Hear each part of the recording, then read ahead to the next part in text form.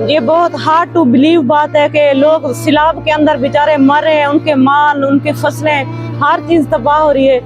तो मेरा मकसद है लोगों को दिली सुकून देना, इसलिए मैं इतनी गर्मी में आई हूँ। मैं वर्क कर रही हूँ हेल्प उमामा फाउंडेशन की तरफ से, अपने चैनल की तरफ से ही हूँ। मैं खुद इंशाल्लाह जब मैं हेल्प करूँगी वो भी वीडियो दिखाऊंगी। अभी हम जा रहे हैं, आपने दुआ करनी है हेल्प उमामा फाउंडेशन के लिए। मेरा मकसद सिर्फ आपको दिली रूहानी तौर पे, माली तौर पर मदद करना है। कोई भी आपकी परेशानी हो, मुश्किल से मुश्किल परेशानी उठाएं, हेल्प उमामा फाउंडेशन की तरफ चले आए। मेरी टीम इंशाल्लाह आपकी मामनत के लिए रात दिन काम करिए।